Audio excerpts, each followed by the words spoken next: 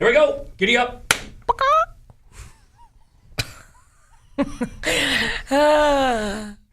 Willie Percy. Elise Anderson. And Kim. It's time for... Hey, what happened? What the hell happened? Hey! What happened? So what happened is we just go over the events that took place this week that caught our interest, that we found amusing or interesting in some way.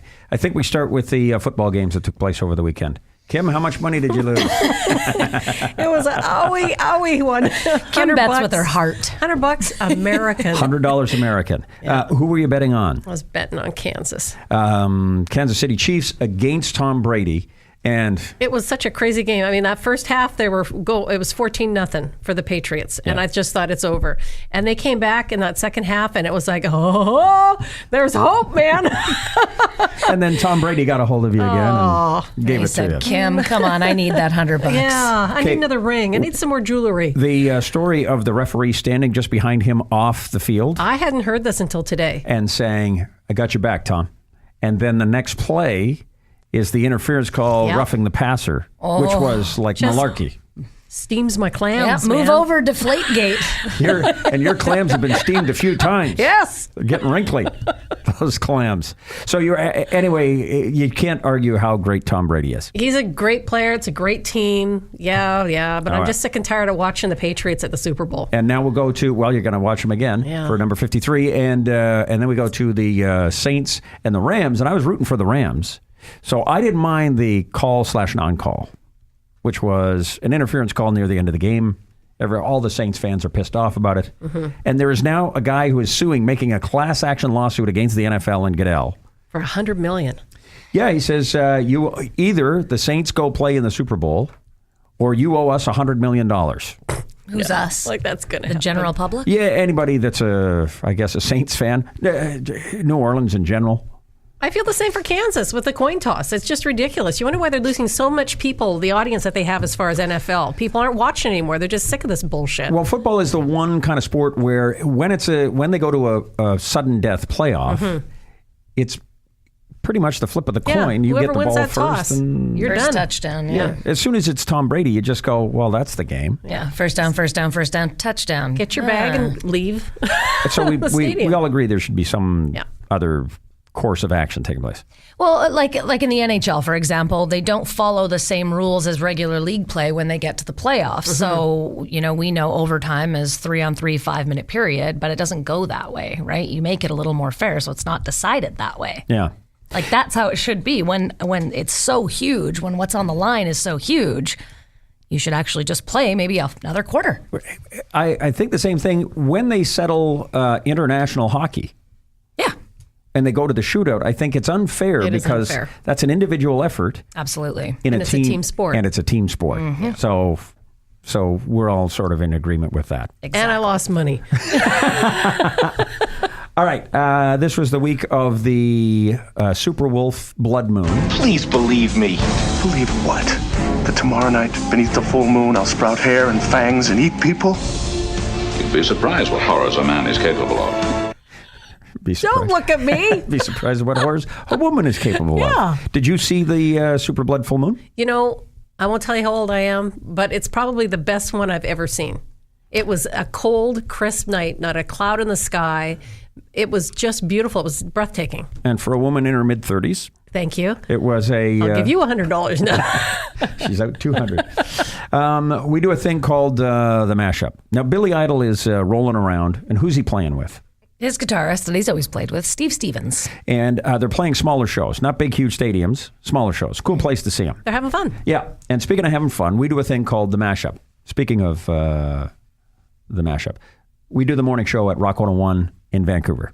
So anytime we mention something about the show, it's for the morning show at Rock 101. So anyway, we do a thing called the mashup. We get music from one song, lyrics from another song, we put them together. Because of Billy Idol on tour, we thought, well, let's mix Billy Idol with Bob Marley. Is that all that glitters gold? After story had never been told. So now you see the light. Hey, you stand up for your right. Speak out in the midnight hour. Stand up for your right. Yeah, we're a rebel, yeah. Don't give up I love it. I know. I like when they can mash them together so well that the chorus is both songs together. Yeah. They play off each other. Yeah. We receive phone calls of support and encouragement. Like, Hey, yeah. what do you got? I don't understand that at all. Okay. You just made 3,000 burnouts form a mosh pit and then forget why they were there. Well said. Okay. And this guy. I would have never thought when you sped Bob Marley up, he'd sound like Lemmy Kilminster from Motorhead. Does he sound like Mr. There's some growl, but Billy's known for his growl too. Is Lemmy not one of your favorite rock and roll stars of all time? He surely was, yeah. He's Your a cat's badass. named Lemmy for Pete's That's right. sake. Yeah. Okay, have we got a picture of your Halloween costume? Can we get a picture? Sure. Okay, yeah. put the picture up now. That's how good she looks. Yes. That's not Lemmy. That's a Halloween costume. That's Elise Anderson. I love That's Elise. to wear facial hair. Kim doesn't have a choice. Just kidding. I'm just kidding. I said you were really young earlier, so I get a shot in. Come on, give me a break. Okay. Do we want to take on that moment that we all kind of? It's not a funny moment when we all, for the first time, saw the photograph of the indigenous Native American and the teenager wearing the red MAGA hat. Make America great again. And he had a smile on his face, and the caption was, "These kids were ridiculing this Native American." Mm-hmm. Horrified. I was so pissed off when I saw this originally. I was like, is this what it's come down to? You know, we're just going to attack people like this, you know, just right out on the street. It was so disconcerting. It was disheartening. It was horrifying. It was a lot of things that are not good, any of them. And then Elise, you were like, well, hang on a second. Yeah, I have, sort of learned maybe the hard way in recent years to just do a little bit more research. You can't judge a book by its cover. You can't judge a situation by a picture. And so sure enough, there wasn't just the two groups, and it wasn't the boy blocking his way, and it was three groups sort of all yelling at each other. The indigenous group decided they were going to walk through the middle of the two sort of hostile groups, MAGA hat and the other group. And what the other group was yelling was horrible. Nasty, horrible. They were the worst. Horrible. And they didn't even show up in the story. No, they get off. That was the craziest part. Totally. And the indigenous fellow walks up to the young boy, and he's beating the drum in his face, and he said, "I'm doing this for a peace chant. It says peace. I'm trying to break it up." And, he's 15, 16 years old. Do you think he knows that you're doing a peace chant, or does he just think that there is somebody aggressively playing the drum and screaming in his face? Now, when we got the kid's side of the story, he said, "Hey, my character is being assassinated around the world, and here's my side of the story." He's getting death threats. His parents are getting death threats. And when you read it, you were like, whoa. Well, because, and it's interesting to see how fired up people are over a face. So now you can't even smirk, smile, whatever it may be. He didn't say a word. Yeah, Kim got it right, though. It wasn't just his face. It was the hats that did it for me. It was the hat, and for that, it gave us a whole different connotation of who this kid is, what he believes, what he thinks, what he's saying to that guy. You just see the MAGA hat, and you go, totally. I've chosen my side. Yes. I'm ready to fight. But everybody is entitled to their own opinions. True. If this is free speech, like we already know, there's a lot of people who are on that side of the coin. The United States elected him. Like, the population is behind him. Some for of the most part. population. Yeah. But, 36%. if we want respect for our opinions, then it has to go both ways. Yes, absolutely. And so then, was it... It's Trevor Noah. Trevor Noah from... The Daily Show. So this is what he said about that event. I know it's a crazy statement to make, but I feel like that's what the national mall is supposed to be about. People go there and protest, say whatever they want to say, and then you go home. I think that was a great display of all First Amendment, no Second Amendment. It's a good time. It was like exactly what I wanted to say, you're there to protest, and people shared their thoughts. Do your research. On our show, we do a thing called Signs. Real signs from around the world. Put a smile on your face. This one comes from Kings Trail Animal Hospital. It's on Old Kings Road in Jacksonville, Elise's favorite state. Florida. I love it. And the sign at this animal hospital says, "Your dog only needs the balls he fetches. Low-cost neutering." That's nice and true. It's true. They were here earlier. I'm pretty sure I left with them. I don't know where they went. Elise, you had the story about the trouble that the shutdown of the government in the United States is causing. I mean, aside from a whole bunch of areas that are troubled. Yeah, it's the TSA workers. The TSA at the airport. So with the government shutdown, turns out the TSA Transportation Security Administration is asking passengers now to frisk themselves. I think I found something. I don't know. No, I did. I think I found something. Where? Did you check over here? You should check, see if you can find something Check too. over here again. It was damn cold in eastern Canada. Really, Captain? Babe, it's cold outside. So cold. Yeah, and parts of Niagara Falls actually stopped moving. What was the temperature, by the way? They were saying in some parts of the coldest parts of Canada, it was minus 50 with the wind chill. Wow. So my father, who lives in... The Winnipeg. Say hi to Dad. Hi, Daddy-O. Hey, Don. Hi, Dad. So he sent us a note and said, never mind Eastern Canada, here in Winnipeg, there are parts of me that have stopped moving. Yeah, but that was like 10 years ago. You know where to find her, Don. Love you, Dad. So, okay, Kimmy, you may be looking for or you may have a new job. Oh, yes. Yeah, leave us. Okay, so explain to us what this new job may be. I will be an ambassador for the Oscar Mayer Wienermobile. Do you like how she says it? I will be. I will be. We're not I'm making going to this keep up. saying this. Yes. Kim actually applied for this job because it's a childhood dream. Twice. Okay, so her first one was rejected. And then she had Another one in there. What will your duties be? I will be an ambassador. I will go from city to city. I will be driving the Wienermobile, and I will be doing big queen waves, and I will go to events in different cities, and it is a year-long job. They pay for your, sleeping wherever you have to. You don't have to sleep in the vehicle, apparently. Clothing allowance, all sorts of stuff. Okay, so you'll be gone for a year. You guys are so happy. No, when I said no.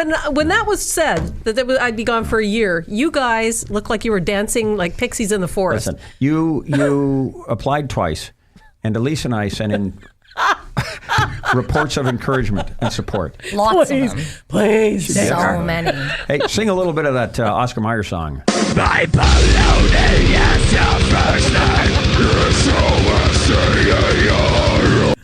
Yeah. Oh, wow. Sounds a little different than it did Playing when I was a that. kid. Playing that in the vehicle. We do a feature called Just the Headlines.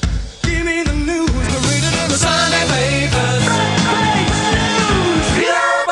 And one of the headlines that caught our attention this week came out of the National Post.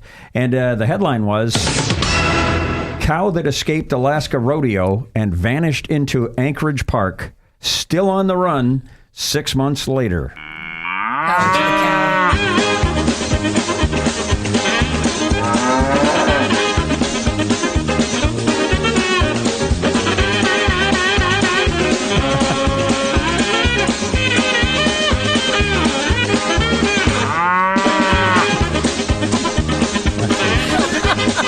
He's on time and in tune. Yeah, we're rooting for the cow. Go, cow, go. There was a great shot in the National Post, and it was the cow from a distance. And he was looking over his shoulder. Not today. Making good his escape. I see you. Okay, we should probably mention, what is the Facebook challenge? It's the 10-year challenge. So people have taken photos of themselves 10 years previous and then one on the day of, put them side by side, and kind of just seems like, I'll take it. It's positive, but it's just a way for people to be like, oh my gosh, you haven't aged a day. It's your chance to kiss somebody's butt on Facebook. Cheap fishing for compliments. It is. Sure. Okay, so one of our most amusing one came from Keith Richards. You got my heart. Sing it, Keith. You got my soul. You got the silver. You got the gold. You got them diamonds from the mines, but that's alright. It'll buy some time.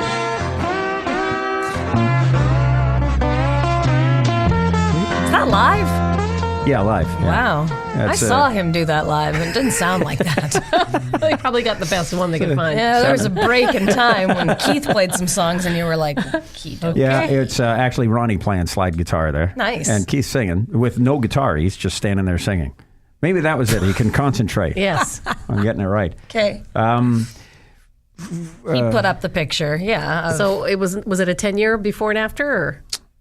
What was the picture? What were the pictures? Well, he did more of a century challenge. Yeah, Centurion. Yes. So 1919 and 2019. Except he looks exactly the same in both pictures. I think he looks older in the first one. Who's going to be here after the nuclear war? It'll be cockroaches. And Keith. Yep. Playing slide guitar. All right. Hey, speaking of, the biggest bands in the world, Rolling Stones and the Beatles. Mm-hmm. So one of the Beatles announced he's playing in Canada. Yeah, one date. Who? Paul. So Paul McCartney's going to play in Vancouver. BC Place. Just the one show. Yeah. Do you remember when he was in Winnipeg? Do you remember what he did? No. He was riding his bicycle along the riverbank, and there was a couple getting married, and he got off and took some pictures with the couple getting married. I forgot that. Yeah, and they were like, Paul McCartney. Paul's All right. great at that stuff, though. Take a photo. All right. Okay. Yeah. So this was kind of cool. We learned where he got the name for Eleanor Rigby for the song. There's a kind of strange story about that because I like the name Eleanor. We've been working with an actress called Eleanor Braun in the Beatles film Help. So I like the name Eleanor, but I was looking for this Eleanor Papa to make the rhythm. So I was looking for this nice surname, and I happened to be in Bristol, and I saw a shop that said Rigby. So I thought, oh great, Eleanor Rigby. So now I had the name of my main character. But then years later, somebody else is researching this, and they said, in that village where John used to live, there's a graveyard in the church, and there is a gravestone there to an Eleanor Rigby. So I said, did I subconsciously know that name? Why would I go around searching for it? I don't know.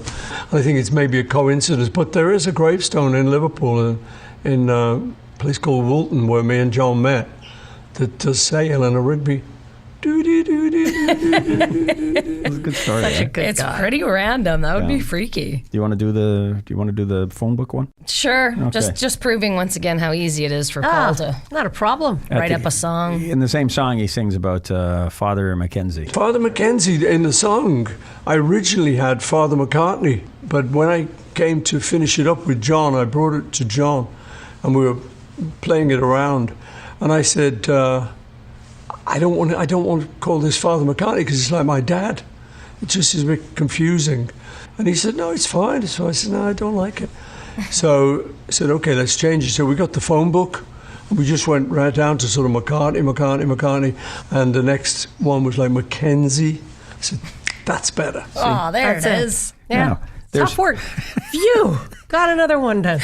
Somebody just learned, it's me. Oh, my God. That's me. Right? Yeah. Okay. We do there was scams going around, and this one is the Google scam. Causing customers to think you're no longer open for business. Press 1 now to check the status of your Google listing. If you're the business owner, press 1 now. Sounds legit, right? Okay, so we get this guy. Thank you for holding. This is Matt, and I'm here to assist you with your Google business listing. Am I speaking to the business owner? Yeah. How are you today, boss? I'm good, Matt. How are you? Pretty good, man. What's going on? What's the trouble? Your Google business listing has not been claimed or verified, and it's causing your business to be displayed improperly online. Are you aware of these issues? No, I had no idea. Are you CM or CFMI FM 101 Vancouver? Yeah. Oh, hey, Matt. It's not very polite. And he's out. As soon as he figured out, hey, wait a minute. Like, hey, boss. I actually know what the hell's going on. Okay, we're almost out. So here's where we're going to end. Speaking of scams, the Fire Festival. Oh, yeah. So you saw it on Netflix, Kim? Saw a couple of days ago, yep. Elise, you saw it on Netflix. I think you were the first of us to watch it. You were the one that told us to watch it. Yeah, well, we'd all paid attention to this festival sort of while it was happening and while it went through all its turmoil. And then I had started hearing that the documentary had appeared on Netflix. So I watched it and just couldn't believe what I was seeing. So I was like, as I do, please watch it. So we watched it. So the idea is, what's the guy's name? Billy McFarland? Billy McFarland, yeah. Scam artist extraordinaire. Yeah, he sends out a video, and the video is, well, you know what? We'll just play it. This was the promo video that they sent out. The actual experience exceeds all expectations, and is something that's hard to put into words. All these things that may seem big and impossible are not. It gives people that type of energy, that type of power.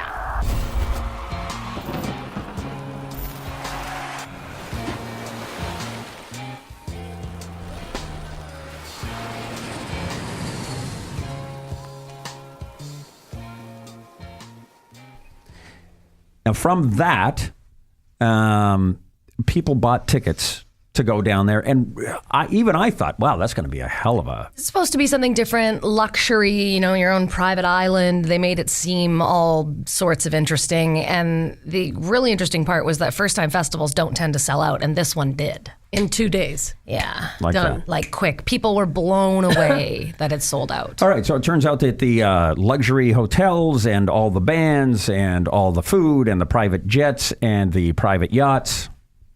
They couldn't do it. No. They couldn't do it with the amount of money that they got. I was reading a little more into it. There were some people that bought tickets in advance for just $500 for 2 weeks on a private island. But they had tickets for sale for $250,000 online. That's if you got the yacht. No the one private bought any yacht. of those, of course. What? I mean, most of the tickets that were bought were $1,200. I mean, you sell out for that price. You couldn't afford to do any of the stuff that was promised for that amount of money. It's on Netflix. It's called Fire, F-Y-R-E. You have to watch it. And when you watch it, you're going to see, is it Ja Rule? Ja Rule. Ja Rule, who is, He calls himself like a hip hop mogul, but he was just that rapper from like the early 2000s. That is 15 minutes, yeah. All right, and so now they're discussing afterwards, hey, people are going to jail, we're out $100 million, things are bad, and this is them talking about what's going to happen. We didn't kill anybody, nobody got hurt, we made a mistake, we'll get past it. I mean, granted, nobody died, but we did flat out lie to the public about what we were giving them. I mean, that's fraud. And that's not okay, as a company operates. That's not fraud. That's not fraud. That is, I would call that false advertising. Scammer. Way better. False advertising. God, that's scary. And then nobody there knew that it was a scam except for the people inside it. And so a lot of the people from the Bahamas, a lot of people on those islands, and there's a whole bunch of little islands that are kind of tied together. They thought this was a big boon. It was going to last for 5 years, and it was going to come back next year and the year after. And so they were all trying to do a really good job to make it work so that it would continue year after year. Yeah. So this woman's name is Marianne Raleigh, and at the very end, you're going to see her explain how committed she was. I had 10 persons working directly with me, just preparing food all day and all night, 24 hours. I had to literally pay all those people. I am here as a Bahamian, and they stand in my face every day. I went through about $50,000 in my savings that I could have had for rainy day. And they just wipe it out and never look back. Personally, I don't even like to talk about the Fire Festival. Just take it away and just let me start a new beginning. Because they really, really, really hurt me. I am really hurt from that. To see nobody return to say, let me take care of what she has done. We know she has done right. I just leave it alone because it really pains me when I have to talk about it, so I just wipe it away. Your heart just breaks for her. Absolutely, because she was one of the good people that, everybody that worked for her, she fed all the workers, everybody that they had hired and weren't paying, and everybody that worked for her, she made sure she paid. Because she couldn't look them in the face. Nope. It's her restaurant. It was her asking for help, and she could not live with herself that way. Okay. So then because of the popularity of this film on Netflix, Fire, F-Y-R-E, yeah, everybody now knows her story. Yep. And what happened? They started a GoFundMe for her, and this is the thing that I love about the world, is they weren't going to let her be out $50,000. It is currently sitting just under $190,000. Yes. And that's people donating $5, $10, $5, $12, $5. It's amazing. There is some kind of poetry in that, is there not? Absolutely. All right, that's where we end it. See ya. No, Kim Seal. You see, I'm Kim Seal. Oh, I'm Kim Seal. See ya. You got to come to rehearsals more often. We got to have rehearsals more often. Who are you? Elise, bye. Who are you? Willie Percy. See ya. See ya. That this week is What happened? Stay out.